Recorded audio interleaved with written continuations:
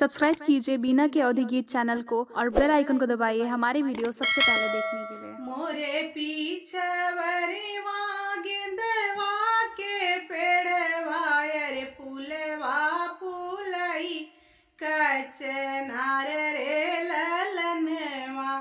अरे फूलवा फूलई कचनार रे ललनवा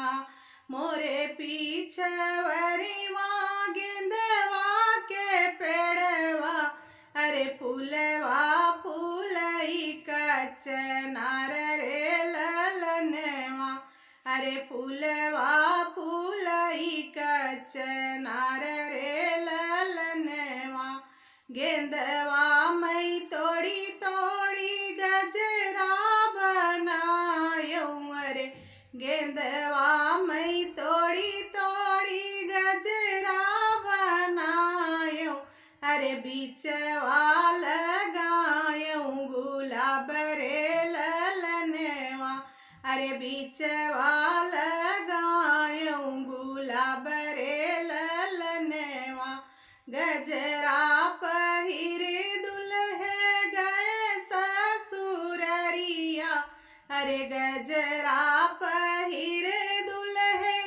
गए ससुररिया अरे दुल्हिन देवड़िया के ठाढ़रे ललनवा अरे दुल्हिन देवड़िया के ठाढ़रे ललनवा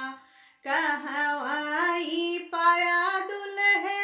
गेंदवा के फूलवा अरे कहवाई पाया दुल्हे गेंदवा के फूलवा अरे कहवा जपाया गुलाब रे ललनवा अरे कहवा जपाया गुलाब रे ललनवा के हो गुछ सदुल्हे तोहरा गजरवा अरे के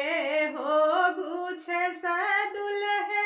तोहरा गजरवा अरे महकई बबैया पूरा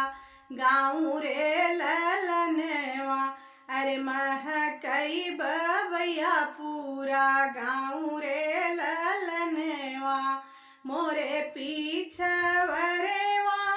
मलिनी बिटियवा अरे मोरे पीछे वरेवा मलिनी बिटियवा अरे ओ से मोरा बड़ा व्यवहार रे ललनवा मलिनी बिटिवा दी हस गेंदवा के फूलवा अरे मलिनी बिटिवा दी हस गेंदवा के फूलवा अरे ऊ है जदी हस गुलाब रे ललनवा अरे ऊ है जदी हस गुलाब रे ललनवा मलिनी बिटिवा गुछ से हमेरा गजरवा अरे मलिनी बिटिवा गुछ से हमेरा गजरवा अरे महकई बबैया पूरा गाँव रे ललनवा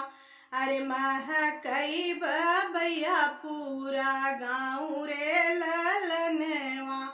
जऊ हम हो बई अपने ससुर कई पतोहिया अरे ले बई ब्योहरवा निकार रे ललनवा अरे ले बई ब्योहरवा निकार रे ललनवा।